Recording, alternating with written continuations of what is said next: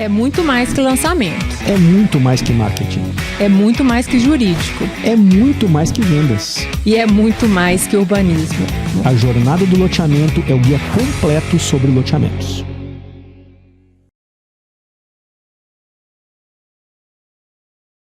Bem-vindos à Jornada do Loteamento, o seu podcast do mercado de loteamento. E aí, Raquel, tá animada com a 7ª temporada? Tô super animada. 7 temporadas, hein? Mais de 100 pessoas entrevistadas. Quem diria? Quem diria, né, DN? Surreal mesmo. Eu acho que a gente é meio doido. Não, eu tenho certeza.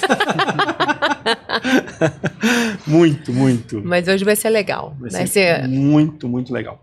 Mas eu quero que você faça um agradecimento ao nosso Legend da 7ª temporada. É verdade. Estamos aqui, gente, porque a gente tem o apoio da Alex Seguros, que é uma empresa especializada, seguradora, né? Corretora de seguro especializada no mercado imobiliário. Então, com o apoio dela, a gente está aqui tentando fazer que esse episódio alcance mais e mais pessoas. Para você que quer conhecer um pouco do mercado de seguros no mercado imobiliário, a gente fez um primeiro episódio com Marcelo Lages, que explica como você, empreendedor, pode otimizar suas operações e economizar com seguro, e a gente especificou tecnicamente esse tema. Tá muito legal. Inclusive, assim, além da Lex Seguros, a gente tem uma série de patrocinadores da 7ª temporada que estão apoiando, e assim, a gente ficou muito surpreso e muito agradecido como a gente foi acolhido pelo mercado, né? E eu quero aproveitar para agradecer a nossa equipe interna, né? Assim, a gente tem a Bianca lá do marketing, né, que nos dá um apoio surreal. O pessoal da TR que está sempre com a gente, a Beatriz, a Dani. E sem eles, a gente não estaria tranquilo aqui hoje, não. Não. Mesmo, né? Eles são demais. E não teríamos o entrevistado com todo esse respaldo, toda essa expressão que esse rapaz tem no mercado imobiliário. Um grande amigo, Gustavo Zanotto, que está com a gente. Bem-vindo, meu caro, Jornada do Loteamento. Muito obrigado pelo convite, é muito bom estar com vocês. A gente se encontra invariavelmente em eventos apenas, né? Nós acho que deveríamos nos encontrar mais vezes para tomar um café, para bater papo, porque esse mercado imobiliário demanda muito do conhecimento que a gente tem para distribuir entre todos, e eu só tenho que agradecer vocês pela oportunidade de bater esse papo aqui. Isso é muito legal. Que isso, a gente é que fica muito lisonjeado. Gente, assim, o pessoal passou aqui o currículo do Gustavo, eu não vou ler ele todo, porque senão nós vamos passar aqui meia hora falando do currículo, né, do rapaz, mas ele é um profissional de inovação e estratégia, um co-founder da PropTalks, que a logomarca é linda Obrigado. Mesmo. É um top influencer da PropTech Latam e mais 25 influentes do mercado brasileiro. Você não tá fácil, hein, bicho? São 25 anos buscando isso, né? Show de bola. Cara, pra gente começar, fala um pouquinho da sua trajetória, como é que você chegou nesse mercado, nesse posicionamento que você ocupa hoje? Vou resumir 25 anos em 3 minutos, então. Quando deu o ano de 2000, né, eu acessei o mercado imobiliário. Eu tinha uma outra atuação profissional, eu estava nos Estados Unidos, e lá eu fui conhecer real estate. E fui levado então para conhecer obras, para falar com imobiliárias, para falar com incorporadores. E desde então já tinha uma faculdade de engenharia civil. Falei, acho que é isso que eu vou fazer da vida. Só que quando eu voltei para o Brasil, eu fui um engenheiro e fui trabalhar com comunicação e marketing. Eu nunca atuei com obra. O meu conhecimento de obra, ele é pouco. Mas quando um engenheiro olha para o marketing, ele se torna uma figura mais importante no processo, porque você entende dos trâmites, você entende das complicações todas que uma obra exerce hoje, né, como algo que vai edificar uma residência para alguém, e você aprende então a comunicar, a mostrar que não é só tijolaria e cimento, tem algo a mais com isso. Então eu voltei para o Brasil, e fui pedir emprego nas construtoras e incorporadoras da cidade de Campinas, onde eu sou natural. E consegui um trabalhinho ali, e foi muito engraçado, porque a pessoa que me deu essa primeira oportunidade, ela falou, tá vendo uma cadeira e uma mesa ali no fundo? Senta lá e vai fazer marketing. E eu achei que eu fosse fazer cálculo estrutural e tudo mais. Não, ele mandou eu sentar para fazer marketing. E eu fui fazer marketing. Então eu sou de uma época onde o mercado imobiliário não entendia o que era marketing. como não entende até hoje. Tá? Colocando algumas vírgulas na conversa aqui, o nosso mercado imobiliário não entende o que é marketing. E a gente vai conversar aqui, eu vou até tentar explicar para vocês o porquê disso, porquê dessa minha afirmação.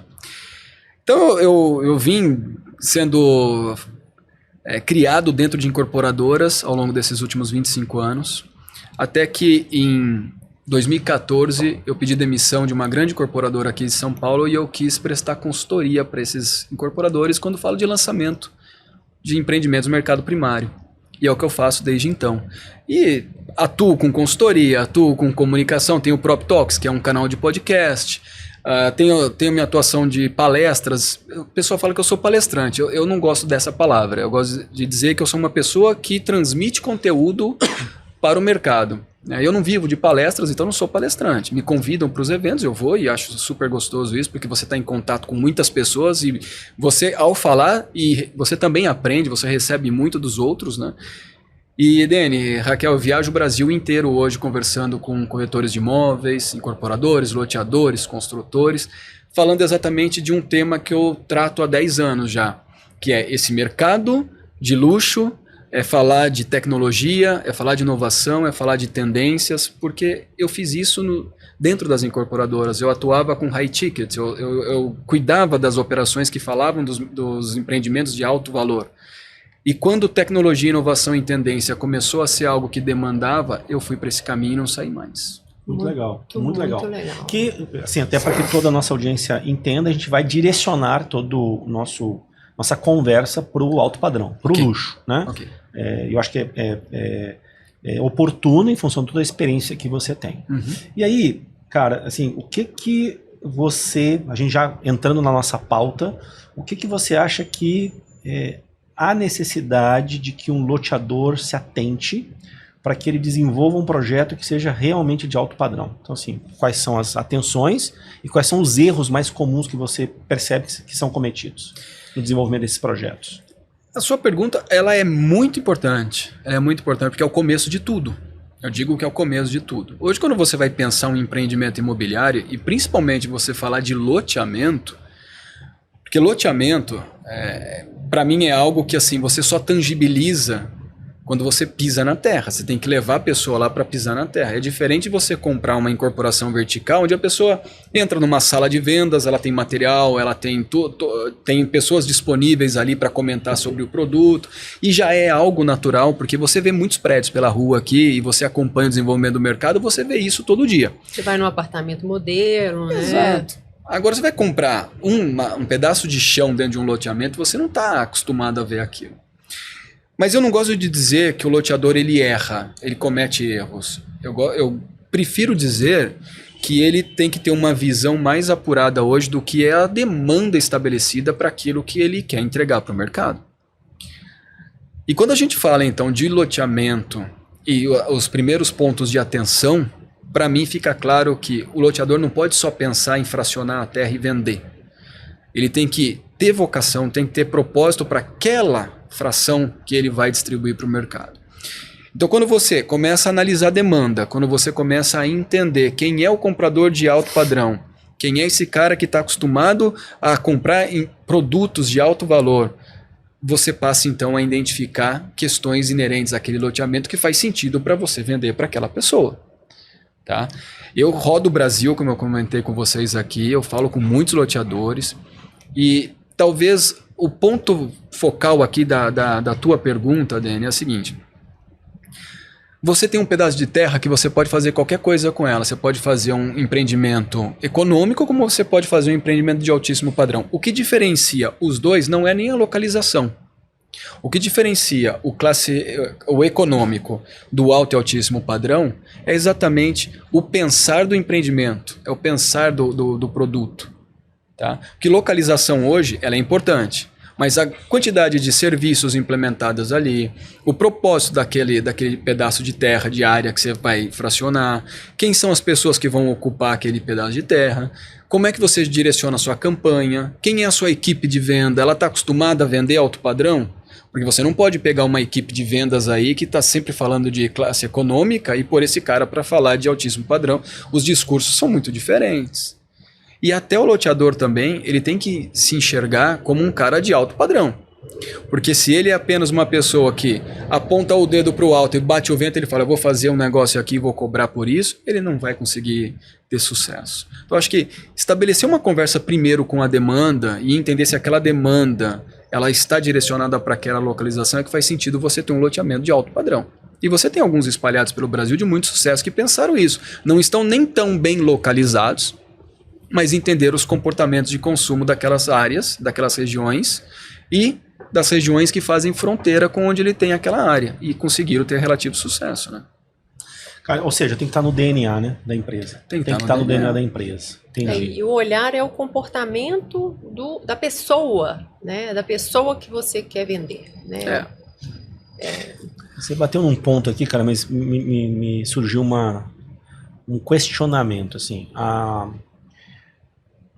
O desenvolvimento de um lançamento, para que ele dê certo, né? Você tem que construir realmente um projeto que esteja alinhado aos desejos daquele público-alvo que você está almejando, de certa forma resolver as dores, né? Assim, muitas vezes tem essas dores, essas coisas mal resolvidas daquele seu público-alvo. Você tem que ter uma estratégia de marketing que seja acertada, para que você possa atingir com a comunicação certa esse público-alvo, e você tem que ter um canal de vendas adequado que esteja alinhado ao seu produto. Aí você bateu neste ponto, que é a questão dos corretores. Como você tem, a palavra superado a dificuldade ou desafio de fazer com que o corretor consiga vender os valores agregados daquele projeto, daquele produto, principalmente de alto padrão, que normalmente tem coisas que não são complicadas, mas vende muito valor, muito conceito. Eu acho que esse é o grande desafio que a gente vai ter sempre, tá? Sempre? Sempre. Porque eu costumo dizer o seguinte, a barreira de entrada, eu tenho muitos amigos corretores, muitos amigos no Brasil inteiro, até fora do Brasil, eu tenho muitos amigos que são corretores, então aqui eu vou deixar um disclaimer, tudo que eu falar agora em relação ao tema corretor, eu não estou jogando contra o patrimônio, eu estou dizendo que é o seguinte, precisa aprender muito mais a se posicionar como uma pessoa de venda, tá? Porque como não existe uma barreira de entrada forte hoje para você ser corretor, qualquer pessoa pode fazer um curso rápido de TTI e virar um corretor de imóvel. Vou dar um exemplo, eu fiz o TTI em um final de semana, fiz a prova 2 dias depois, passei com 9,5 na prova. Muitas pessoas vão fazer o mesmo e acham que vão ter condições hoje de se tornar um profissional de venda. E a gente sabe, Dani, vocês dois estão acostumados, Raquel, a trabalhar com corretor de imóvel. Você sabe que o cara vira corretor no dia a dia. Ele não vira corretor quando ele pega a carteira do Cresce dele. Ele vira corretor no dia a dia. Ele vai apanhar no começo para depois ele entender o que é o nosso mercado.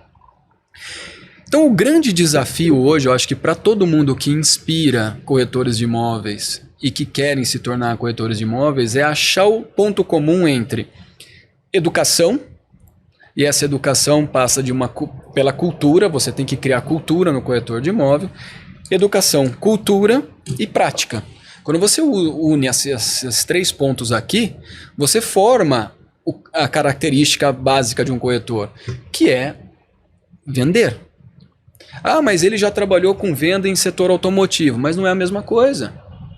Ah, ele já trabalhou em loja de shopping e mudou para o setor imobiliário. Não é a mesma coisa. Ele traz sim alguns conhecimentos, ele traz algumas especificidades da área de venda, palavra difícil essa. Mas ele não se torna corretor da noite para o dia. Então, quando nós estamos olhando para a figura do corretor, eu acredito assim, o primeiro passo para você ter um corretor capaz de transformar um pedaço de chão ou uma planta baixa... Uma promessa, né? Uma promessa, vai ter, isso aqui vai existir de algum jeito, né? Sendo horizontal ou vertical, para esse cara dar resultado para você, você precisa criar cultura do produto e da empresa nesse cara.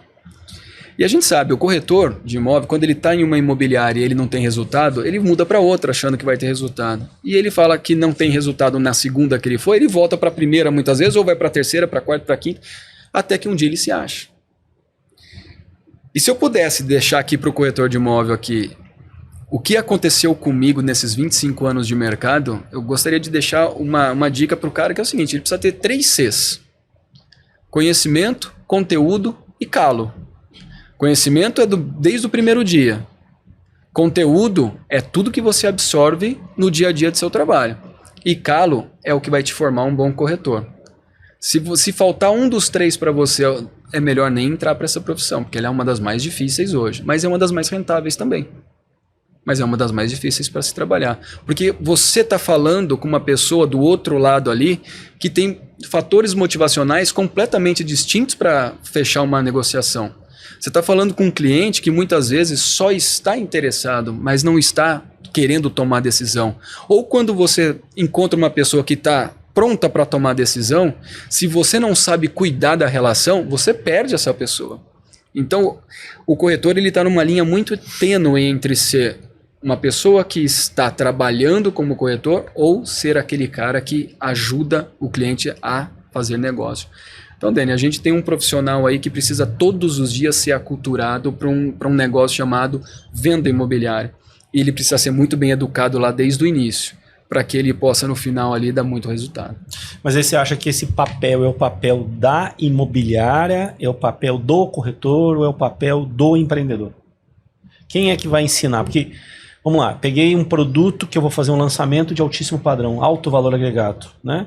Eu, obviamente, vou fazer com que existam imobiliárias vinculadas para esse processo de lançamento e vou trabalhar de forma muito diligente para que essa cultura e essa alma desse projeto seja transmitido para eles, apesar de todas as dificuldades que você acabou de colocar.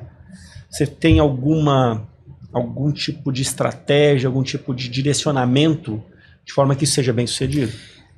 Eu acredito que para mudar esse cenário que você trouxe, acho que a parte mais importante no processo, ela não é nem o loteador, nem a incorporadora, e muito menos a imobiliária. Acho que a parte mais importante do processo são as entidades de mercado que chancelam o começo desse processo todo que o corretor vai passar. Então, quando você vai fazer o TTI, eu falei para vocês que eu fiz o TTI. Tinha uma disciplina lá de desenho arquitetônico. Eu olhei o material, era minha faculdade de engenharia em 1995, não mudou absolutamente nada. E isso me deixou assim completamente pensativo. Falei, pô, se eu estou aqui em 2022, caramba, fazendo um curso de TTI e tem uma apostila que eu vi em 1995 na faculdade de engenharia, tem alguma coisa errada. Caramba. Então acho que quem é a figura formadora do corretor e que está olhando para esses cursos hoje de formação precisa mudar ali, precisa mudar na base. Porque o loteador, quando ele tem o projeto já pronto, ele precisa vender para quem primeiro? Para o corretor. Mas isso é muito simples.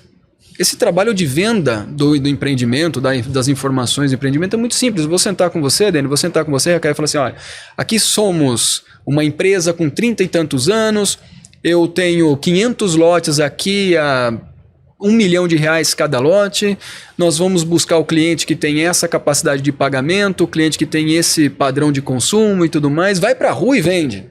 Sua premiação vai ser essa aqui. Pô, é simples. Mas se lá atrás, quando esse corretor for formado, ele não começar a ter um direcionamento específico para as demandas atuais do mercado, não há milagre. Ah, mas você está querendo dizer então que tem que mudar tudo? Mudar tudo não.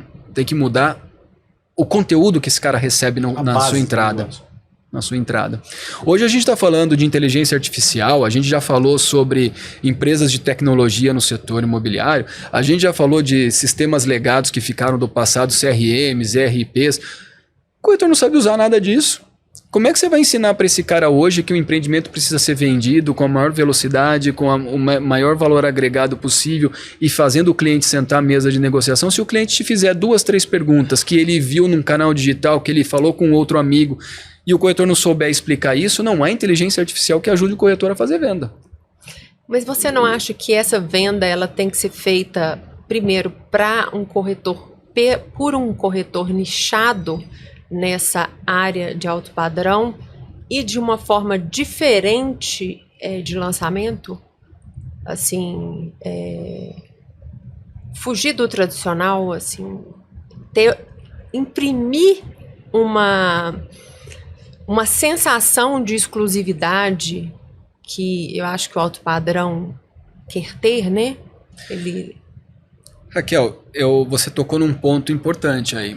Quem é que faz essa primeira venda? Você disse, pode ser que um outro corretor possa estabelecer o canal de acesso para os outros corretores. Eu vou te falar que em 2010, olha só, eu estou voltando 15 anos na nossa conversa. Em 2010 eu trabalhava numa incorporadora aqui de São Paulo, inclusive aqui onde nós estamos gravando, aqui na Brigadeiro Faria Lima, o escritório ficava aqui. E eu tinha como ideia sempre encontrar expoentes nesse mercado para me ajudar a vender o meu produto. Então eu encontrava um corretor que estava se destacando e eu chamava esse cara para conversar. Eu falei, como é que você sabe vender tão bem meu produto? O que você fez para vender meu produto tão rápido, tantas unidades? Ele falou, não, a única coisa que eu fiz foi chamar uma pessoa de dentro aqui da incorporadora para me dizer o que era o empreendimento. Então esse cara foi buscar o conteúdo e a informação para ele poder vender para o cliente dele. Cara, você deu uma ideia, velho, desculpa. Bicho, nós vamos chamar os melhores corretores que vendem para a Lotnet, nós podemos fazer isso com esses caras no podcast. Vamos entender o que esses caras fazem de diferente, não? Interessante isso. 1% de tudo que eles venderem você manda para mim quando você pegar essa ideia. Mas eu sempre fiz esse trabalho de encontrar os expoentes de mercado. Que hoje, Raquel, com todo o perdão da expressão, o expoente do mercado eles chamam de influenciador. Só que a gente teve uma inversão de valores dentro do nosso setor. O influenciador, muitas vezes, ele não está no dia a dia mais da operação. Esse cara fez 1, 2 vendas ali e se acha hoje responsável por gerar outras questões aí que vão capacitar outros corretores. E ele, quando ele sai do chão de fábrica, ele não é mais a mesma pessoa. Porque a visão do negócio dele é outra. Eu gosto de brincar com os meus amigos corretores, que eu digo assim, existe mais corretor de palco do que corretor de pasta. É a vida desses caras, eles querem ser celebridades, eles querem subir em palco, eles querem fazer palestra. Eu só trabalhei com corretores excelentes na época que eu estava dentro das incorporadoras e hoje nas loteadoras que eu atendo. E eu chego pro cara e falo assim, você já fez palestra? Ele falou, nunca fiz. Eu falei, então você é o cara. Você tem que vir comigo. Porque é esse cara que você vai amarrar ali no dia a dia, é esse cara que você vai, de novo, criar aquela cultura da empresa para ele, você vai fazer ele entender qual é o seu propósito ali, o que você está oferecendo para o mercado, como que você vai conversar com o cliente que está interessado em comprar. Então, Raquel, quando eu vejo esses expoentes, a primeira coisa que eu faço é trazer eles para perto de mim e ensinar tudo que a gente sabe para esse cara. Porque o incorporador, o loteador, não tem tempo, mesmo o departamento de marketing, não tem tempo e vontade de sentar com essas equipes e falar. É mais fácil eu pegar alguém que é do dia a dia, que é corretor, que é ali do processo, ensinar tudo que eu sei para essa pessoa ou para essas pessoas e fazer com que ela seja a minha porta de entrada para outros. E eu tive um caso agora, ontem, nós estamos gravando hoje, aqui é uma sexta-feira em São Paulo, eu tive um caso ontem na sua terra, lá em Porto Alegre, que eu estou trabalhando num loteamento lá, que eu vi o stand vazio todas as outras vezes que eu fui para lá. Nós fizemos um trabalho de criar essa cultura da venda do loteamento para os incorporadores locais. Ontem o stand estava lotado, atendimento, venda saindo. E quem estava fazendo isso? Era corretores que nós treinamos, orientando outros corretores que se associaram ao empreendimento e estavam fazendo venda ali. Então acho que a gente tem que criar isso, tá? Nessa visão do corretor, você tem que criar esses expoentes, que são esses caras que vão divulgar o seu empreendimento. Legal. Bom, voltando, a gente acabou divergindo um pouquinho, né, da questão da construção de produtos de luxo, mas acho que é importante discutir um pouquinho sobre essa parte do canal de vendas que é super relevante. E aí, cara, você tem uma experiência que é uma experiência até internacional do mercado de luxo, né? O que você tem percebido que são os drives desse comportamento desse cliente, né? O que é valor para o cliente do alto padrão que são importantes de serem inseridos dentro dos projetos? Nós tivemos uma inversão muito grande do que é valor hoje para esse cliente. 10, 15 anos, quando eu entrei para falar sobre alto padrão, a primeira coisa que eu aprendi é que esse cliente ele queria ostentação. Então era um cara que não se importava em pagar 25, 30 milhões num apartamento. Não se importava em pagar 1 milhão, 2 milhões num terreno de 300 metros quadrados. Era um cara que gostava de ostentar. Quando você vem para agora, os últimos 5 anos eu tenho percebido essa inversão de valores, que o cliente do altíssimo padrão, esse cara que realmente tem dinheiro mesmo e está comprando, esse cara ele quer tranquilidade. Esse cara ele quer o que a gente chama de luxo silencioso. Ele não quer aparecer, ele não quer fazer barulho, ele está buscando bem-estar, ele está buscando o que o mercado imobiliário vende isso como algo fora da curva, mas é uma grande verdade. Ele quer qualidade de vida, ele quer não ser percebido. O cliente de alto padrão, ele não quer ser percebido, ele não quer ser reconhecido. Então lá atrás era importante para o cara dizer assim, eu tenho uma Porsche, eu moro num apartamento de 50 milhões. Hoje esse cara não quer nem saber disso mais. Ele quer buscar empresas e empreendimentos imobiliários que respondam por algumas questões que ele hoje necessita ter, que é tranquilidade, estar isolado do mundo, e ele busca empreendimentos que geram naturalidade. O que é naturalidade? Ele quer voltar a viver como era no passado, envolvido com água, ar, madeira, pedra. Esse cara quer empresas que respeitem o que sempre foi o nosso negócio, da terra voltar para a terra aqui, sabe? Então essas são alguns comportamentos que eu estou enxergando nesse cliente de alto padrão. Recentemente eu estive nos Estados Unidos, mercado mais maduro, o mercado imobiliário mais maduro do mundo. Você ir a Miami em 2015, como eu fui depois de 15 anos, que eu saí de lá em 2000 e voltei 15 anos depois, eu fui para uma Miami que assim, era torres e torres sendo levantadas a todo momento. Hoje eu volto para Miami, voltei esse ano aqui para Miami, comecei a conversar com incorporadores locais, eles falaram, meu empreendimento ele é definido para esse novo padrão de consumo. O meu cliente não quer ostentação. Mas como não quer ostentação se eu estou falando com você, você tem um apartamento aqui que custa 50 milhões de dólares. Ele falou, não tem problema. Mas olha o meu projeto. O meu projeto tem cuidado. Meu projeto tem um concierge. Meu projeto tem uma pessoa que está a todo momento cuidando da relação do meu cliente com a minha empresa. Eu estou entregando mais do que ele está buscando. E a gente tem ali, Dani, que recortar esse cliente consumidor em alguns segmentos. Porque você tem aquele chamado old money, o dinheiro antigo, o cara que sempre foi rico, e ele vai continuar sendo rico para o resto da vida. E esse cara, ele tem uma forma de adquirir produtos hoje que ele não passa por qualquer pessoa, ele tem sempre alguém que faz a assessoria dele, ele nem sabe o que ele está comprando. Aí hoje é muito comum você falar das diferentes gerações, né? Você tem a geração X, a Y, a Millennium. Os Millenniums hoje, que tem poder aquisitivo, eles estão comprando sustentabilidade. Não está comprando mais tijolaria e cimento.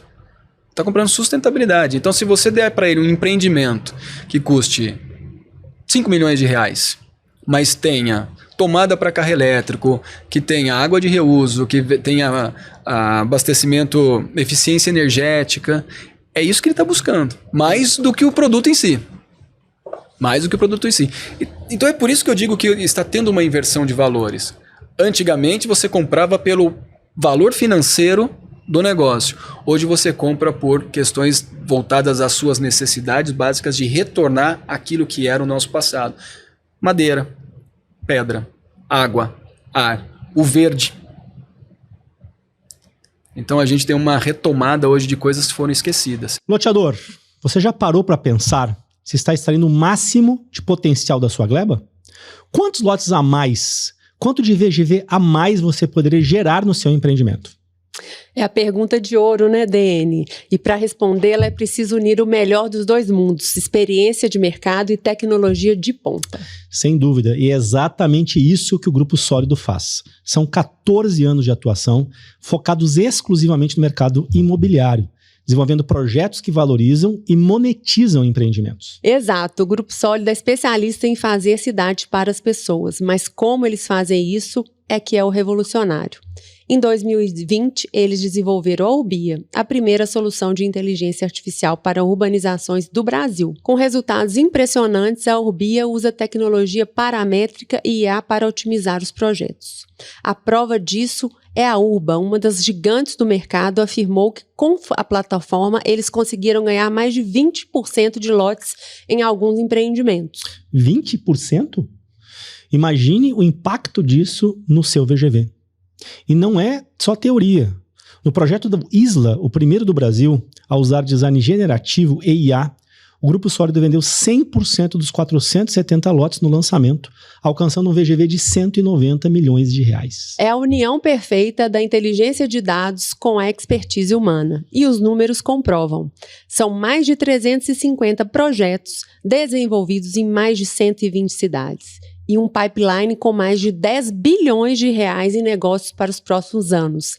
Eles provaram que sabem o que fazem. Então, para você, loteador, que quer levar essa performance para o seu projeto e descobrir o verdadeiro potencial do seu terreno, a hora é agora. Escaneie o QR Code que está aparecendo na sua tela e saiba mais sobre o Grupo Sólido. Aponte a câmera do seu celular para o QR Code que está aparecendo na tela e conheça o trabalho revolucionário do Grupo Sólido. Leve seu projeto para o próximo nível. É isso que torna o luxo algo de Eu desejo. fico imaginando assim, o novo rico, não sei se a expressão está correta, ele usa a camisa que tem a logomarca da marca que ostenta que ele está utilizando uma marca cara, né?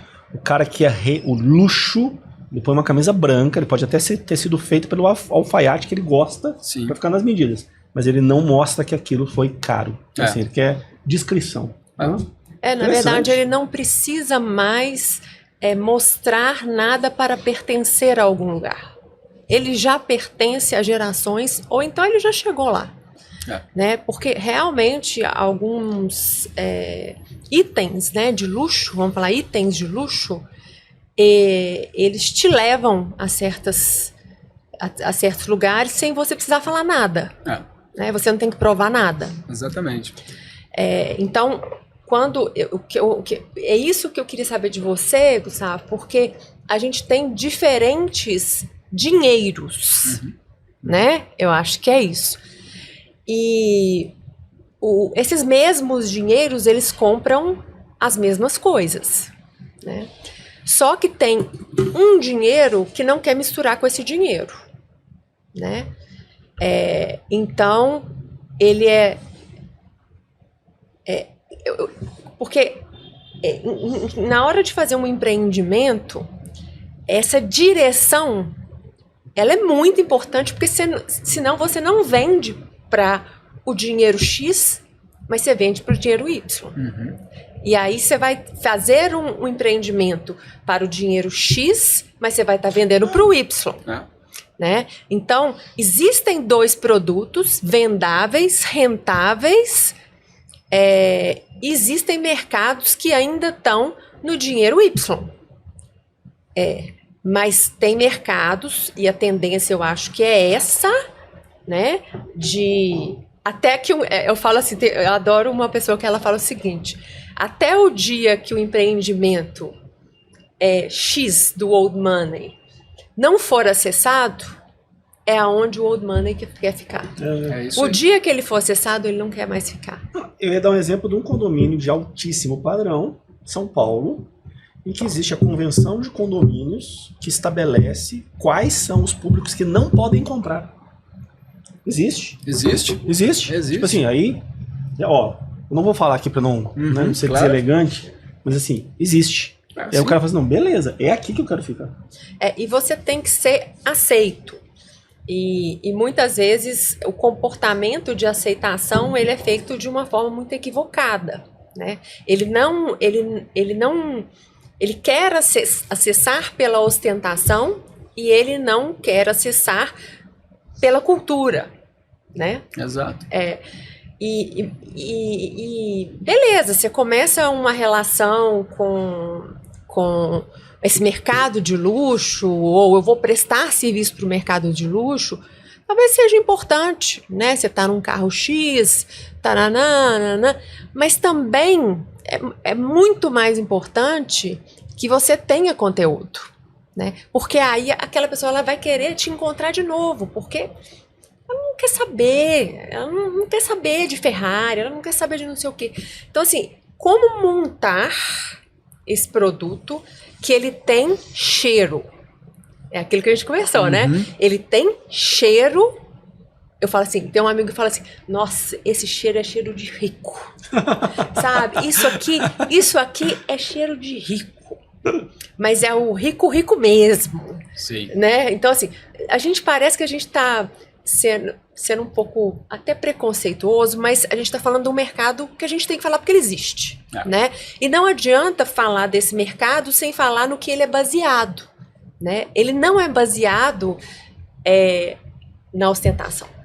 Né? Eu acho que tem o produto ostentação e vende, tem determinadas cidades que se você levar o conceito de uma arquitetura conceitual, naturalista, que o luxo ele tá numa obra de arte posta assim de uma forma muito bem colocada, né? Que ele traz um pouco até da arte regional, né? Que isso é muito valorizado. Demais. Mas eu acho que se a gente pudesse falar assim, como criar esse produto, né? Tá, eu vou abrir essa resposta com uma frase. Que eu falo para todos os amigos que querem acessar esse mercado de alto padrão, do luxo de verdade mesmo, e até para clientes, incorporadores e loteadores. Que eu digo o seguinte... O dinheiro do teu cliente, ele vai comprar qualquer coisa. A única coisa que ele não compra é a essência do luxo. Você pode ter milhões, você vai comprar qualquer coisa dele. Só que você não compra a essência do luxo. O que é a essência do luxo? Mais do que acessar pessoas e acessar coisas, você tem que se comportar como parte daquilo. E isso é o mais difícil. Você deu o exemplo... E aí a gente vai voltar para produto, tá, Raquel? Você deu o exemplo de uma convenção de condomínio que não permite determinados públicos comprarem aquele empreendimento. Bom, a gente não precisa nem falar, eu até comentei num aquecimento que eu fiz com a Raquel uns dias antes, que tem uma cidade do Brasil, um determinado empreendimento, que um cantor sertanejo foi impedido de acessar. Os condôminos todos ali falaram, você não quero aqui. E tem outros casos semelhantes com jogadores de futebol, cantores de pagode e outras coisas mais. Porque não é a essência. O cara tem dinheiro, mas não tem a essência. E, Raquel, quando eu vou pensar em produto, em definição de produto, em desenvolver produto imobiliário para o luxo, a gente tem que pensar numa questão que vem anterior ao empreendimento. A gente tem que pensar em pares. Quem são as pessoas que vão conviver juntas? É a formação daquela comunidade como qualquer outro produto, né? E mercado imobiliário hoje é comunidade, não adianta. Mercado imobiliário é comunidade. E uma comunidade com as mesmas vontades, as mesmas experiências, os mesmos fatores determinantes para estar naquele empreendimento. Então percebe que não é somente mais hoje você ter uma área, você desenvolver um master plan ali para aquela área e falar aqui eu vou ter isso, aquilo outro, mas se as pessoas que você quer colocar ali dentro, elas não têm vocação para aquilo, não adianta. Você pode ter a melhor ideia para o público errado. E aí é que aparecem todos esses conflitos. Porque a gente não pode hoje dizer assim, aqui eu vou vender para o A e aqui eu vou vender para o B. Aqui eu vou vender só para o A. Só que se eu errar minha comunicação, eu pego o B. E eles dois vão viver juntos. Mas ao longo do tempo, aquele condomínio, aquele loteamento, aquilo vai acabar não suportando as diferenças. E a pessoa que é do altíssimo padrão, ele não quer as diferenças, ele quer as igualdades, ele quer viver com seus pares iguais, ele quer falar das mesmas coisas, ele quer ter os mesmos usos daquele empreendimento. Ele quer ter os mesmos relacionamentos. Então não adianta. Não adianta. Você, na hora de pensar produto, a primeira etapa do produto ali para mim no desenvolvimento, quando eu estou com os clientes, incorporadores e loteadores, a primeira pergunta que eu faço para eles é: você quer o que com isso? Depois, você quer falar com quem? E terceiro, de que forma você quer vender isso? Se ele me responde essas 3 perguntas aqui, aí eu começo a direcionar o pensar do empreendimento. Então a gente não pode esquecer jamais que assim, o dinheiro pode comprar qualquer coisa, mas o dinheiro não compra a essência do luxo. E é fácil. Olha o que acontece hoje com as empresas, as marcas de roupa, por exemplo. O dia que começaram a falsificar pela primeira vez as grandes marcas, elas perderam a conexão com o mercado. E aí, Dani, você coloca assim, mas eu não preciso da marca na minha roupa. É a grande briga hoje que as marcas do luxo querem, serem reconhecidas pelo que elas entregam, não pelo que as pessoas estão vendo. Até pouco tempo atrás aqui começou a sair na mídia uma grande marca de carro alemã que o seu produto estava sendo vendido para os funkeiros. Uhum. Você não sabe o que isso deu de errado lá na matriz na Alemanha. Eles recompraram, inclusive, né? É. Então, percebe que para uma marca hoje que está embalando o empreendimento, agora a gente pode falar de marcas que estão assinando empreendimentos, você imagina se um incorporador faz alguma associação com uma marca e coloca dentro desse empreendimento o público que não reconhece essa marca. E a pessoa diz, eu moro aqui só porque tem isso. Acaba errando o produto. Eu frequento lugares onde o alto luxo ele existe. Eu tive agora recentemente em São Paulo uma apresentação de um empreendimento de Miami, foi quarta-feira à noite aqui em São Paulo. Primeiro, Hotel Unique, empreendimento St. Regis de Miami. O St. Regis é uma marca hoteleira que vende hospitalidade como se fosse a última coisa do mundo para você se sentir super bem dentro daquele empreendimento. Eu estava envolvido com pessoas ali que todo mundo falando baixinho, todo mundo no mesmo ambiente, a música que estava tocando de fundo era uma música com um som bem tranquilo, a parte de comida, bebida, super bem elaborada, você não ouvia as pessoas gritarem, vai tirar foto? Posso tirar? Pedia-se para tirar foto, era uma coisa muito calma, muito tranquila. Agora você pega e vai pro dia D do lançamento de um loteamento ali. Mais econômico. Se a gente for para esse lado, a gente começa a preconceituar. Mas vai mesmo num dia de um lançamento até de alto padrão, para um loteamento de alto padrão, você vê a gritaria, fila, briga, cadeira voando para tudo quanto é lado, que tá aquela briga por aquele pedaço de terra ali, aquele lote. Isso não se faz pro luxo. E você sabe qual que é o meu sonho hoje para vender alto padrão, seja ele horizontal ou vertical? É você ter hora agendada, é você ter uma pessoa que é dona daquele empreendimento que recebe. Dani, você vai levar o seu cliente ali, ele é seu, eu não vou tirar de você, mas a Raquel vai cuidar da relação, porque ela é da minha empresa, ela conhece o que eu fiz, ela entendeu o porquê que eu fiz aquilo, e eu, Gustavo Zanotto, sou o seu cliente, vou sentar com a Raquel vai me dar o enxoval completo do produto. Raquel, gostei, tá aqui, vamos assinar. Dani, traz o segundo, traz o terceiro.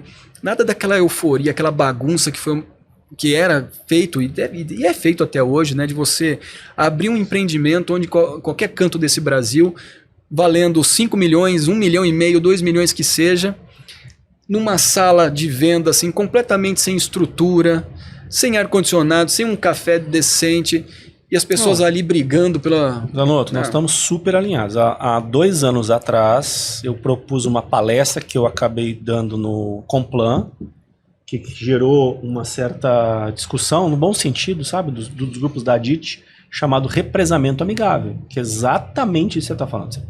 Você tem que criar o desconforto no cliente de forma que ele tome a decisão, mas não significa que você tenha que tratar de forma desumana ou desigual, né? Por isso que a forma de tratar isso tem que ser, enfim. Agora, recentemente, a gente fez uma abertura de vendas, um lançamento em Fortaleza, onde a estratégia adotada foi justamente cadenciar os processos de atendimento para que os clientes fossem atendidos de forma educada e adequada. É alto padrão, foi feito agendamentos, claro que se criou uma regra para isso, de forma que todos foram recebidos muito bem. Qual foi o feedback que a gente recebeu das imobiliárias? Por favor, faz sempre isso aqui. A gente não aguenta mais.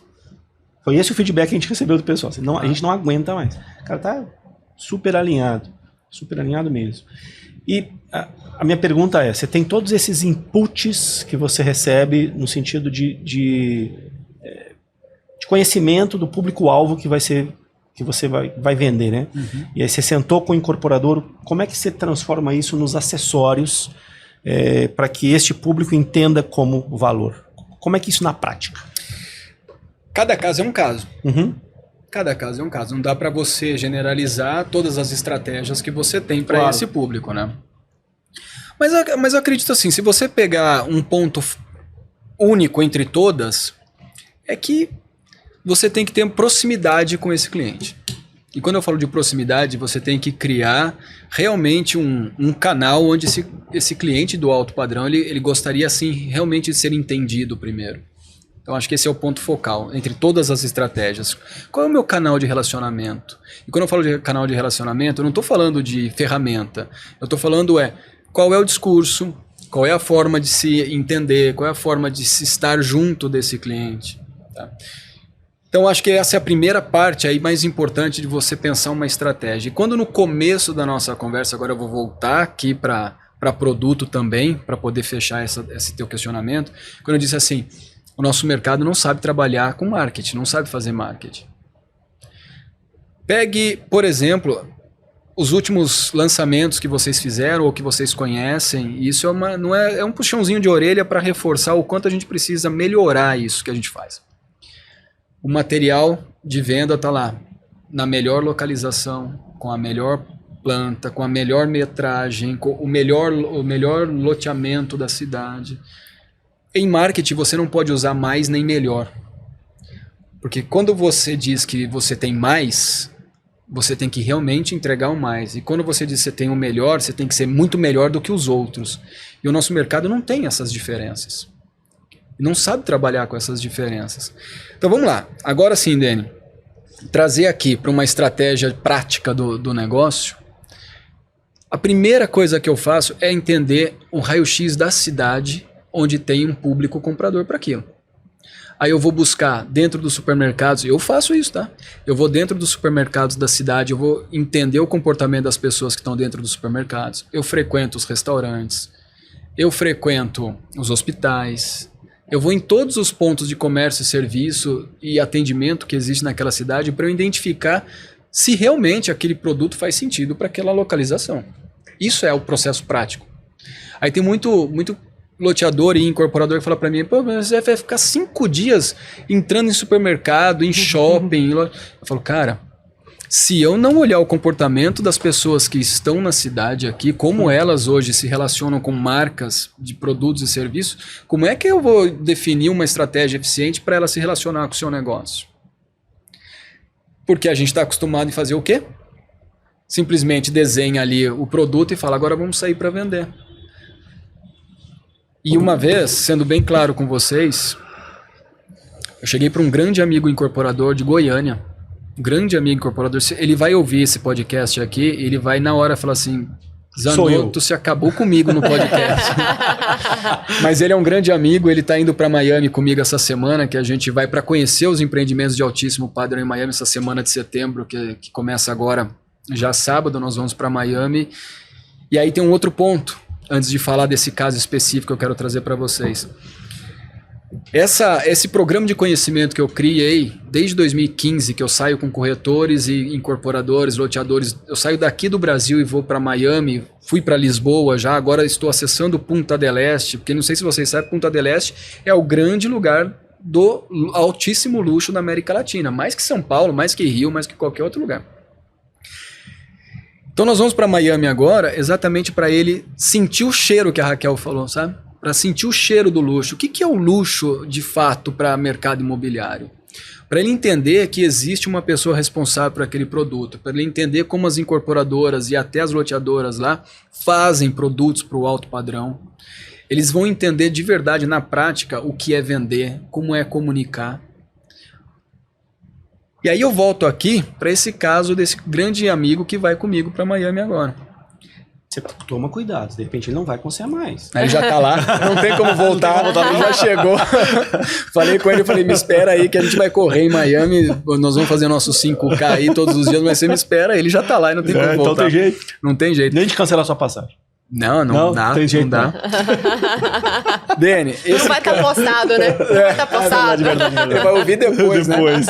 Mas um dia ele me veio com um desafio. Ele falou assim, ó, eu tenho esse empreendimento aqui para aprovar. Eu não sei se eu faço horizontal ou vertical. Eu tenho 2 áreas. Tal. A gente fez um estudo ali. Falei, ó, você pode até fazer horizontal, você não vai brigar com ninguém, você está numa localidade goiana diferente, você vai nadar de braçada, mas qual você quer começar? Ele, quero começar no vertical.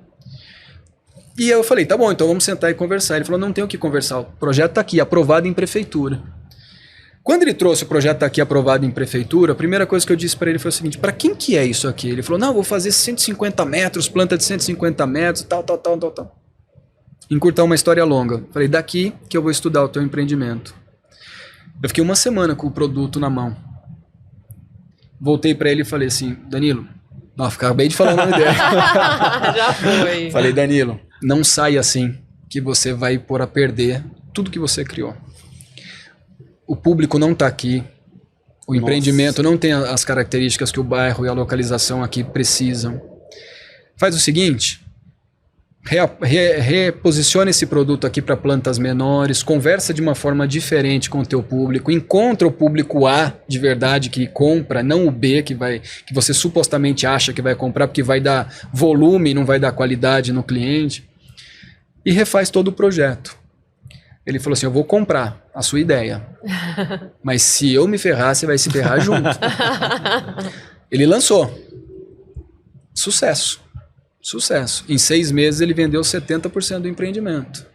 Ele falou, cara, eu nunca fiz um lançamento desse jeito, eu nunca tive um sucesso tão rápido como esse, agora nos próximos já entendi o que eu tenho que fazer, eu tenho que buscar a essência do empreendimento com a essência do cliente para conectar as duas coisas e dizer assim, isso aqui é para um alto padrão, isso aqui é para um médio padrão, isso aqui é para um econômico. Eu falei, ótimo. E aí tem um ponto também, Raquel e Dani, que é o seguinte, o luxo existe até na favela. Porque o luxo é subjetivo. Luxo para você é uma coisa, luxo para mim é outra, luxo para Raquel é outra coisa. E para quem mora em 50 milhões e para quem mora em 100 mil reais, o luxo também tem um outro significado. Legal. Então a gente não pode dizer que o luxo só está no preço do produto. O luxo está na característica das pessoas, o luxo está nas necessidades que elas trazem, nos desejos. O luxo, ele não é o valor fixado ali para você comprar alguma coisa.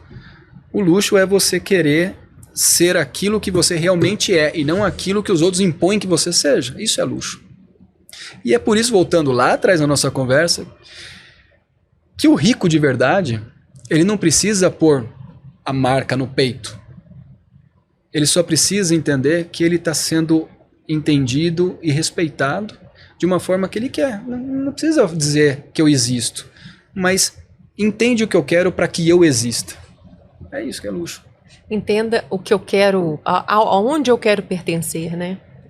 Que elementos que fazem esse desejo, né? Gente, assim, a gente teve aqui com a gente o Romeu Buzarello, né, na temporada anterior, e eu fiz um questionamento para ele, porque eu sei que ele é um defensor do Kotler, assim, né, assim, um kotleriano. E ele defende as diretrizes, e até fiz essa pergunta para ele, né? Cara, você acha que ainda as diretrizes, né, do Kotler continuam vivas? E ele respondeu que sim. Ele acredita, eu também acredito, cara, que na verdade o marketing são 4 coisas, né? É produto, praça, preço e promoção.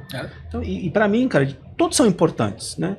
Mas a questão do produto é uma coisa que poucas pessoas entendem o marketing. E o marketing é produto, que é... Poxa vida, se você vai vender para um público, um nicho específico, puxa vida, cara, é só preparar, não estou diminuindo, sim, mas é preparar o produto para este público, ponto.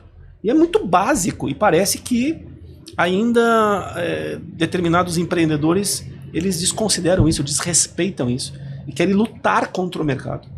É muito sem noção, né? Eu pedi para levar. Eu tenho a satisfação de dizer que eu fui funcionário do Romeu durante 2 anos na Tecnisa. Ah, no Tecnisa. Eu trabalhei com o Romeu 2 anos, eu respondia pro Romeu, respondi Um muito. busão.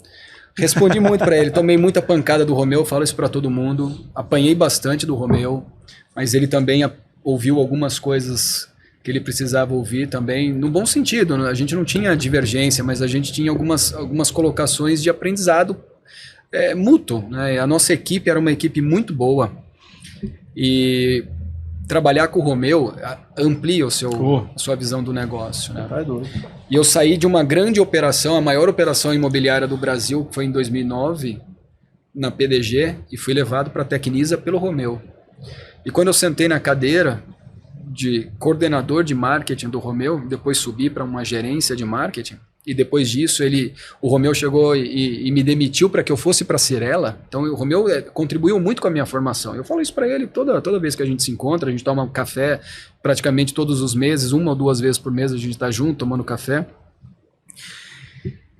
E quando você fala que ele é um grande defensor do Kotler, ele fez todo mundo que trabalhava com marketing na minha época também virar um defensor do Kotler. E tem uma particularidade interessante aí quando você fala de produto e marketing. Marketing não é publicidade.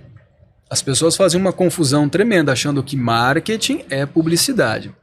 Se você fizer uma tradução livre aqui, o que é marketing, a palavra marketing é você agir no mercado, é você movimentar o mercado, é você criar movimentos que façam com que as pessoas te encontrem, né?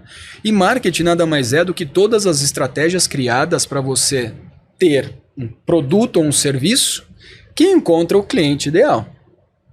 Então o que é o marketing? O marketing é canal de distribuição, o marketing é canal de venda, o marketing é o canal de divulgação. Quando eu falo canal de divulgação é onde você vai aparecer.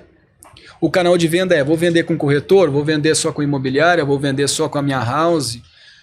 Então, marketing são todas as estratégias que você cria para fazer o seu produto ou serviço ser vendável.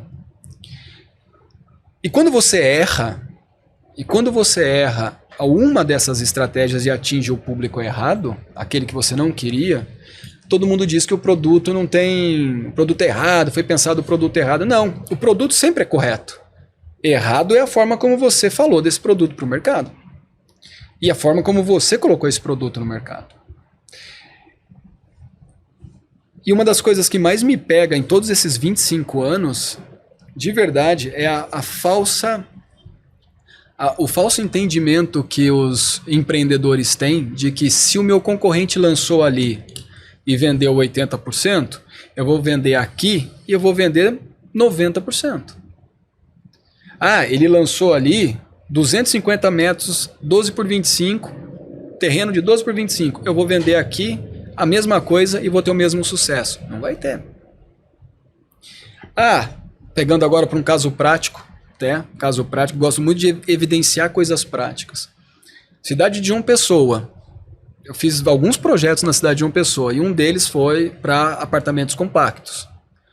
Um dos incorporadores locais veio para São Paulo, olhou muito o que a gente fazia aqui na época com apartamentos compactos, falou assim, eu vou fazer isso em João Pessoa e vou distribuir na cidade. Eu falei, faça um, não faça 2, faça 1. Ele fez o primeiro, deu muito sucesso, muito sucesso. Foi fazer o segundo, eu falei, calma, vamos entender se a cidade está precisando. Não, vou fazer o segundo. Aí outros incorporadores fizeram o primeiro e o segundo, outros lá foram fazer o primeiro e o segundo. Aí você vai para João Pessoa hoje, ela está super estocada em planta compacta e não vende. Por quê? Não entenderam o comportamento do consumidor ali para a cidade.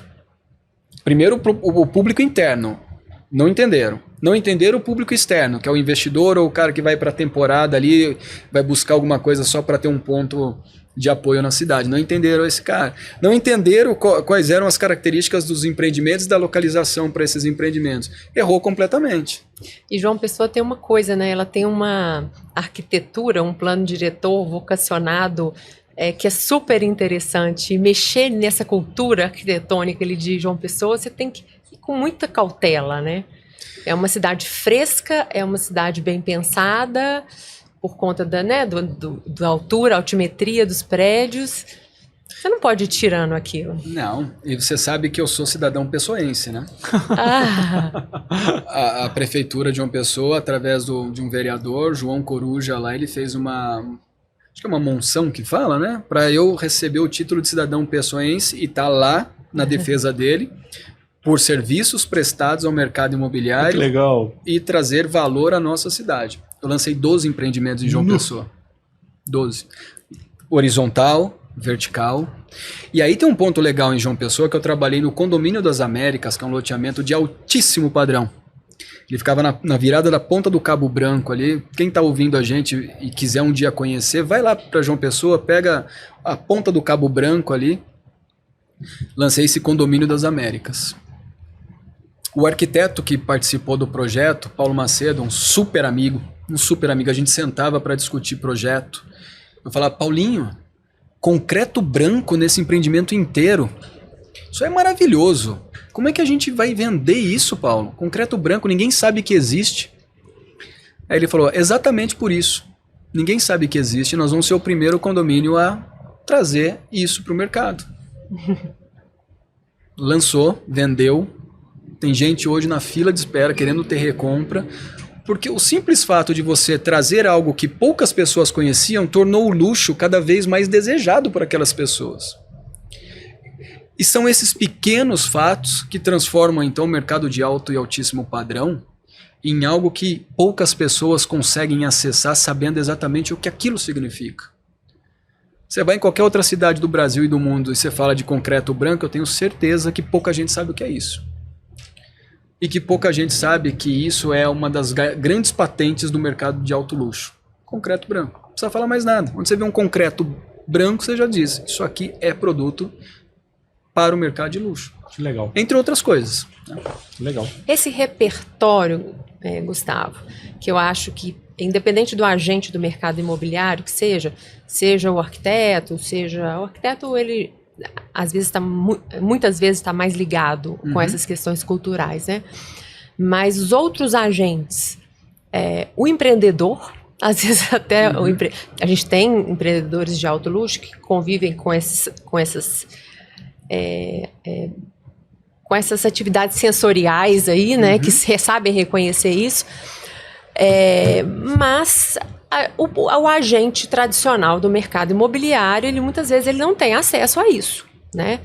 E como culturar esse agente, qualquer que seja, né? Qualquer que seja nesse mercado.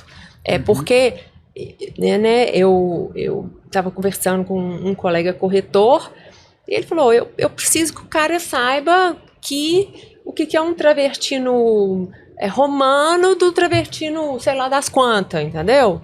Não tem jeito, eu preciso que o cara saiba, porque se o apartamento tem isso e ele não sabe nem mostrar isso, o que adianta ter? O que adianta ter, né? Isso é um elemento muito físico, né? Muito físico e tal. Mas é muito mais do que isso, né? Mostrar. Eu vi um lançamento em Goiânia que me impressionou muito por conta do paisagismo e por conta do uso de mobiliário brasileiro. Enfim, é um gosto pessoal. Achei sensacional. Sensacional. É a sua tribo. É a minha tribo. Exatamente. Aquilo ali me conectou. Talvez pessoas acharam, o que é isso? O que é esse negócio aqui esquisito aqui? Entendeu? Mas esse mercado de luxo, ele sabe reconhecer o mobiliário brasileiro que ele coloca na casa dele.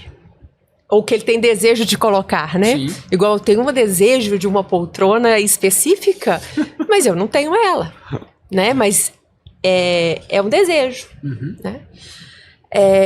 Então, assim, como culturar esses agentes que estão no mercado? Porque esse cara que pode comprar, ele não vai ser o agente do mercado. Não. Né? Ele não vai ser o agente do vai. mercado.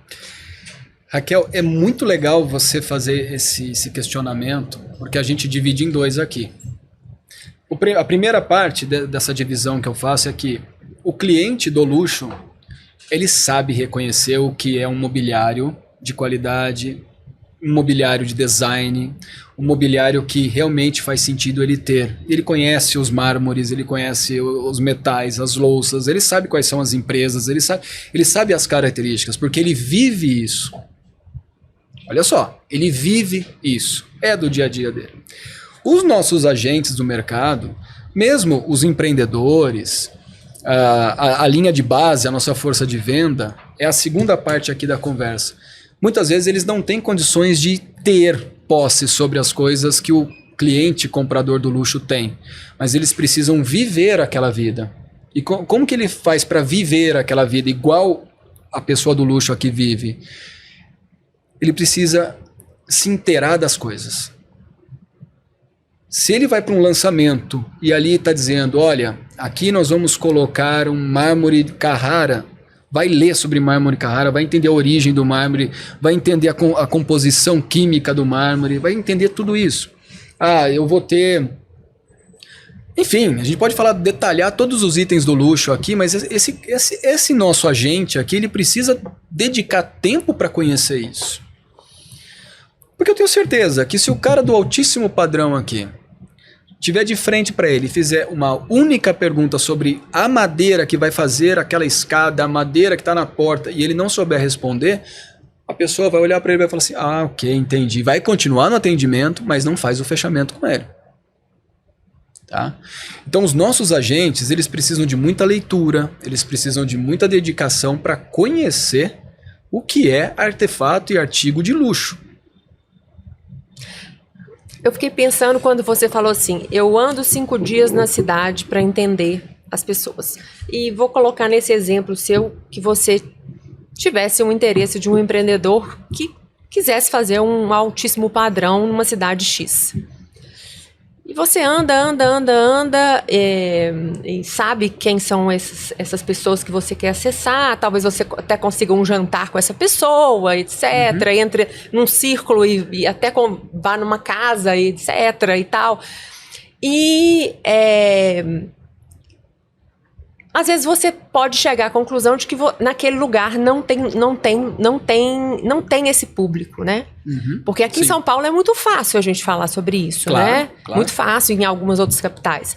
Mas tem lugares que isso não cabe. Quando a gente faz um recorte de cidades e a gente fala de capitais, hoje não existe mais fronteira nas capitais para acessar outros mercados, né?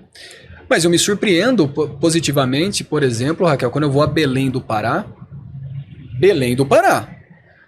sabe? E eu vejo que tem empreendimentos ali de 15, 25 milhões. Onde está esse público? Me surpreendo também quando eu desço a Porto Alegre e vejo empreendimentos lá que são de 5 milhões, 10 milhões. Me surpreendo positivamente quando eu vou a Fortaleza, quando eu vou a Goiânia. Então, assim, o recorte que a gente faz de capital é porque capital acessa esse público, sendo um público interno ou buscando esse público que está aqui flutuando. Mas quando você vai para interiores, dificilmente você vai achar uma população que tem capacidade de pagamento para um empreendimento como esse. Aí você tem que criar um empreendimento onde ele vai atrair o fluxo externo de verdade. Mas eu já orientei muitos empreendedores a mudarem projeto quando eu estive na cidade e falei assim, olha, a sua cidade aqui ela não tem a quantidade de pessoas com capacidade de pagamento para a quantidade de unidades que você está vendendo. Ou você muda o projeto, ou você não faz o empreendimento. E alguns entenderam que era melhor recuar antes para não perder de dinheiro lá na frente. O que eu quero dizer com esse recorte? Raquel, você é de Belo Horizonte, certo? Eu estou em São Paulo.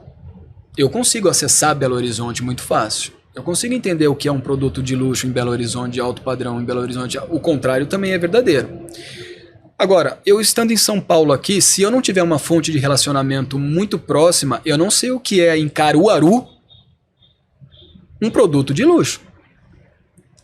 Assim como quem está lá no sertão nordestino, ali em João Pessoa, nas cidades ali que compõem o sertão, em Pernambuco e tudo mais, vou dar um exemplo contrário também de Caruaru para cá. Se ele não me conhecer ou não conhecer alguém aqui que está acostumado com isso, ele não vai saber o que é o alto padrão aqui. Então acho que Quando eu vou para essas cidades e faço todo esse reconhecimento de mercado, eu procuro as zonas de influência. Onde estão as zonas de influência? Primeiro ponto. Você quer me vender luxo, Dani? Eu quero conhecer as zonas de influência. Eu quero saber onde está o seu público de verdade. E quando eu encontro as zonas de influência, eu crio relacionamentos específicos. E Raquel, eu vou, de verdade, você pode perguntar para todo mundo que me conhece, e a gente está conversando agora, vocês já vão saber. Aqui em São Paulo, como você falou, é muito fácil eu acessar e saber onde estão esses públicos. Mas quando eu vou para cidades que eu estou chegando a primeira vez, alguma coisa do tipo assim, não é no Google que eu vou procurar onde é o melhor restaurante. Não é no Google que eu vou procurar onde está o melhor hotel. Eu falo com a pessoa que me chama, ela fala assim, aonde você costuma comer? Onde você leva a sua esposa? Onde você leva seus filhos? Que escola seus filhos estudam? Que escola o filho dos seus amigos estuda? É na mesma que o do seu filho? Essas perguntas que norteiam o meu trabalho, que identificam onde está o luxo. Porque conforme eu vou colhendo todo esse material, eu posso chegar para o Dani, que é um empreendedor, e falar, Dani, o seu produto não é para esse ticket que você quer lançar, não. Porque a tua rede de relacionamento não configura uma rede que vai também você fazer uma venda bem feita até dentro da sua rede. Então são essas particularidades que a gente precisa estruturar também. Demanda. Tudo começa pela demanda. Outra pergunta que eu queria te fazer. Você acha, porque é um grande questionamento que às vezes eu tenho quando um empreendedor, apesar de eu não ser da área de produto, mas eu me questiono, qualquer empreendedor pode fazer um alto padrão? Eu falo pela marca dele como empreendedor. Isso é uma coisa que eu me questiono muito, porque eu vou te dar um exemplo vivenciado. Um empreendimento de muito luxo, perto de Belo Horizonte. Ele era um produto novo, ele era um produto caro, era um público AAA que ia comprar nele, e quem ancorou ele foi o dono da empreendedora. Ele construiu a casa dele lá. E ele nivelou quem iria comprar lá. E tudo o que ele faz nesse sentido é sucesso. A partir daí, ele já vai para o terceiro. Muito bom. Então, assim, a marca dele, né, já era uma empreendedora consolidada até no vertical, etc. e tal. E, assim, o sucesso ocorreu, mas teve um elemento empreendedor muito fundamental para o mercado de luxo ir para esse local, ir para o segundo e provavelmente vai para o terceiro. Isso também é um fator de decisão na hora de fazer o produto de luxo? Pode ser um fator de decisão. E voltar um pouco na conversa aqui, talvez ele pode estar... Ele não, no caso, mas uma pessoa que tem esse viés pode ser uma pessoa que vai ter sempre sucesso para fazer um produto real para clientes reais de verdade mesmo, aquele cara que é daquele meio, daquela comunidade. Como ele pode, de repente, com essa ideia, ele atrair só o cara que tem dinheiro. Dá para fazer as duas coisas. Mas eu não consigo enxergar assim, Raquel e Dani, essa transformação de quem sempre viveu no econômico, de repente dá um salto do nada, e... Percentualmente é muito pequeno. Muito pequeno. Claro. E você sair assim, eu sempre fiz loteamento econômico, agora eu vou fazer loteamento de altíssimo padrão. Muito difícil. Acho muito difícil. Agora o sucesso não se mede pela venda. Eu tenho isso comigo, o sucesso não se mede pela venda, o sucesso se mede pela quantidade de pessoas que têm o mesmo nível que você dentro do empreendimento. O resultado financeiro vem depois. Porque eu acho que isso, um comportamento que eu extraio muito dessa nossa conversa é que o alto padrão, ele gosta de tradição. Ele gosta disso. Claro. E é um valor muito importante. Posso só dar um parênteses nisso? Eu acho que a gente está caminhando para o final do papo. Sim. Já viu o Dani nervoso aqui? Não tô nervoso, não. Já estouramos o tempo. O Dani olhando assim, quem vai ver no YouTube, foca depois nele enquanto eu tô falando isso para ver. Ele tá sorrindo, mas ele já me olhou assim. Mas olha só, eu só quero trazer um recorte aqui muito rápido, Dani, do seguinte. As grandes marcas do mercado de luxo, tradicionais, sempre tradicionais, porque muitas delas são centenárias, e como é que você vai passar dos 100 anos sem ter uma tradição e uma entrega de valor coerente com o seu propósito, certo? Muitas delas estão acessando o mercado imobiliário hoje sendo empreendedoras de mercado imobiliário. Então, muitas dessas marcas, elas estão criando seus próprios loteamentos residenciais. Muitas delas estão criando seus próprios cafés, seus bares, seus restaurantes.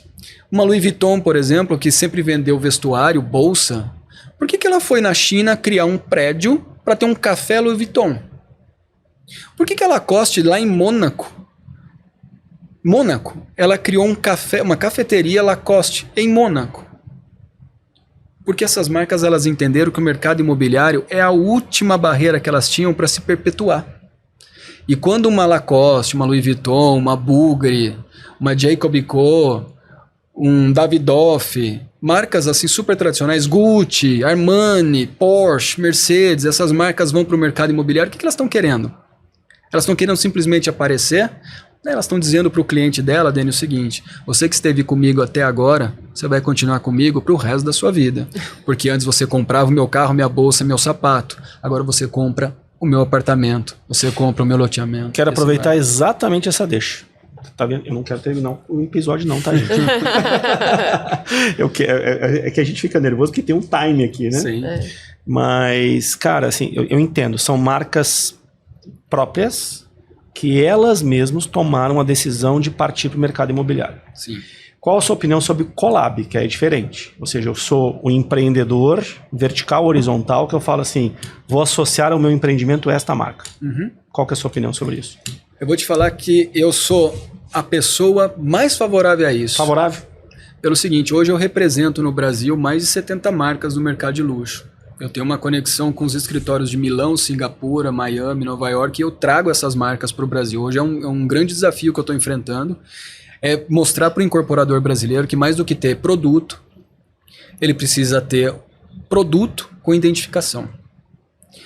Então, eu quando converso com as marcas, elas dizem para mim assim, a gente quer ir para o Brasil, mas o incorporador brasileiro, o loteador brasileiro, ele não está acostumado com o que eu quero que aconteça.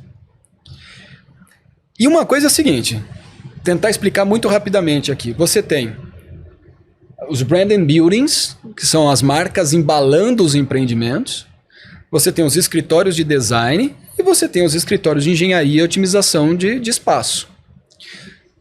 Dentro aqui, de cada um desses núcleos que eu criei para você, tem algumas marcas que estão ali. Se você pegar escritórios de engenharia, você tem Porsche Consulting, que não é a Porsche Design. Você tem escritório de design, você tem Pininfarina, você tem You, do Philip Stark, que não é uma marca que embala o empreendimento. E aqui do outro lado, nesses branding buildings, você tem as marcas todas que estão acessando o mercado imobiliário e querendo fazer collab. Mas antes de fazer o collab, o empreendedor precisa estar preparado. Porque dinheiro ele pode até ter, Dani. Mas se ele não tiver o que a Raquel e eu e a Raquel estávamos conversando antes aqui, se ele não tiver conhecimento da história, da tradição, da essência dessa marca, nenhum dinheiro paga para a marca estar dentro do empreendimento. E eu diria dele. mais, está disposto aqui, porque hoje a caneta está na mão do empreendedor. Sim. Se uma marca dessas ela entra, a caneta não é só dele. Não. Ele tem que estar disposto a falar assim, amém. É. Eu pensei em fazer desse jeito esse meu empreendimento. Mas a marca fala assim, desse jeito você não vai fazer não, porque eu não assino embaixo. Até produto, porque né? eu imagino que uma marca dessa, quando ela se associa, né, a um empreendedor, ela está colocando a reputação dela em jogo. É isso, né? é isso. Então, assim, não adianta o dinheiro. Não, e mais do que isso, Raquel, não só a reputação. Se você quiser assinar uma marca hoje para o empreendimento teu, você pode ter certeza do seguinte: qualquer marca que você colocar ali dentro do que está sendo proposto, ela vai te trazer 30% mais ganho de VGV e vai fazer o seu empreendimento vender 60% mais rápido. E aí você olha para o globo, para o planeta, você tem alguns núcleos, né? Nova York, Miami, São Francisco, aí você tem Xangai, você tem Hong Kong, aí você vem para Dubai, você vem para Abu Dhabi, aí você vai para Lisboa, aí você vai para cidades na Europa toda ali que já entenderam esse movimento, e as marcas que estão ali nativas começaram então a estampar os empreendimentos. E o que acontece? A marca, ela quer que o incorporador seja um aliado dela. E esse incorporador, quando eu digo que ele precisa estar preparado, Dani, é que assim, colocou uma marca ali, esquece, meu amigo. Você não pode, você como empreendedor, ali na esquina e causar um acidente, cometer um crime. Você não pode, porque a marca vai olhar e vai falar assim, pô, é a minha reputação, é a minha credibilidade que eu estou dando para esse cara aqui. Então a gente tem que mudar totalmente o nível de conhecimento do que é collab. Eu acho collab fantástico. Se um dia vocês quiserem fazer jornada do conhecimento, uma collab com o imobiliário, vai ser muito legal. Mas aí as pessoas têm que entender qual é o propósito de vocês, a essência de vocês, o porquê que vocês existem, o que vocês vão agregar de valor, como é que vocês vão se comunicar com o seu mercado. Quando o cliente se interessar pela jornada do conhecimento, de que forma você vai tratar esse cliente? O que você vai dar de produto para ele? A Tiffany, quando chegou em Xangai e fez a primeira loja Tiffany, ela olhou para umas esquinas importantes da cidade e falou assim, eu quero pôr a minha marca aqui. Só que não era só a loja da Tiffany Co. Tem a loja da Tiffany e em cima tem todo um escritório. Todas as lajes corporativas com escritórios e tudo mais. Só que ela tinha a loja dela ali. Fatalmente o quê? O cliente que vai acessar algum escritório passa por ela. E olha só, este caminho de passar por ela tem o cheirinho da loja, tem os produtos, tem as cores, tem toda a embalagem que a Tiffany hoje ela rentabiliza mais na operação imobiliária do que na venda da loja. E muitas vezes ela vai atender no escritório, né? Também. Então assim, a gente vai passar por um momento de mercado hoje, Dani, que eu sempre fiz uma comparação seguinte. O Brasil viveu em 2020 o que foi os Estados Unidos na década de 70. E viveu em 2020 o que foi o mercado europeu na década de 90. Então a gente sempre está ali algumas décadas de atraso com tudo que acontece lá fora para chegar aqui. A questão das collabs é muito simples. Se eu quero um escritório de design no meu empreendimento, ele vai dizer para mim assim, ó, tá aqui a fatura, paga e eu venho. É simples, é só pagar. É claro que ele vai te ajudar em uma coisa e outra, mas é só pagar. Agora uma outra marca vai querer sentar contigo, conversar com você e dizer assim, vamos nos ajudar? Eu te dou todo o respaldo, todo o conhecimento, eu te dou toda a credibilidade da minha marca, você só me dá o seguinte, paz, sossego e dizer que seu empreendimento vai estar entregue e vai funcionar e a gente vai se dar bem pelos próximos 100 anos aí. É isso. Então a gente precisa também entender que mais do que simplesmente juntar marcas, eu preciso juntar propósito, eu preciso juntar transparência, verdades. E é isso que vai fazer o nosso mercado daqui para frente explodir. E como a gente fala com loteador aqui, eu adoraria que os loteadores olhassem para isso e criassem alguns empreendimentos horizontais assinados. Falta isso, lugar nenhum do mundo fez. Vou te convidar, nós vamos lançar um. Vamos sentar e conversar. Eu não posso porque assinei o termo de confidencialidade, mas vai ser o primeiro sensacional no Centro-Oeste. E aí, só para... Porque essas conversas que a gente está tendo aqui, elas... Mas foi uma discussão, por isso que eu quis a sua opinião, porque foi uma discussão muito grande. Porque a gente tinha consciência, e foi muito maduro por parte do empreendedor, neste caso o loteador, de dizer, eu aceito. Muito bom. Eu quero. Mas o conceito todo do empreendimento está baseado nessa marca. Então você me convida para ir para o teu escritório lá, a gente olha sem comentar nada, mas eu quero conhecer de verdade. E deixa eu dar uns pitacos. Não, assim, a convenção de vendas, vocês estão convidados. Eu estarei lá. Vai ser toda ela sensorial. Vai ser muito legal. Muito bom. Muito legal. E Raquel, só para a gente confirmar alguma coisa que você falou aqui anteriormente, que eu sou como você. Eu gosto da brasilidade. E a gente tem muita marca hoje brasileira que está querendo acessar o nosso mercado e está dizendo assim, chega de simplesmente fazer o armário que vai na casa da pessoa. Eu quero escrever uma história com você, empreendedor, dizendo assim, eu sou brasileiro, eu tenho aqui confiança no que eu sempre fiz e eu vou estar dentro desse empreendimento. A gente tem que trazer o Brasil para essa conversa. Não tem que olhar para fora e falar assim, nossa, Mercedes, Porsche, Casa Armani, Tiffany. Não, peraí, o que a gente tem no Brasil que a gente pode aproveitar? Tá na hora da gente fazer um made in Tambaú, fazer um produzido com amor em BH, coisas desse tipo. Né? Legal. Eu também acho. Eu sou uma fã da brasilidade, a gente está esquecendo isso. A gente tem artistas maravilhosos aqui. A gente tem escritórios urbanistas maravilhosos e nossa referência, gente, é sensacional. Demais. Né? Sensacional. Demais. Sensacional. Nós devemos nos apoiar nos exemplos adquiridos ao longo do tempo e entender que a gente pode fazer também igual ou melhor que eles. Em alguns aspectos melhor. Em alguns Sem aspectos dúvida. melhor. Sem dúvida. Bom, já que o Zanotto falou que eu queria terminar o episódio, na verdade não, porque o papo tá super gostoso, mas nós já estouramos o tempo mesmo. Zanotto, Isso é bom. qual a sua recomendação? Passa uma régua em tudo que nós conversamos, qual que é a mensagem principal para nossa audiência? Como a nossa vontade aqui foi falar do mercado de luxo, né, e a gente derivou para várias coisas aqui, pegamos o profissional da ponta, pegamos o incorporador, o empreendedor em si. A minha recomendação é que não dá para você se tornar um profissional que atende o luxo ouvindo palestra e lendo meia dúzia de livros. Acho que você tem que estudar todos os dias e entender o quanto você está habilitado para aquilo, porque se você encontrar no meio do percurso um único obstáculo que faz com que você não saiba o que você está estudando, é melhor nem começar. E vai estudar inglês. É a melhor coisa, porque os mercados do luxo falam inglês. Pronto.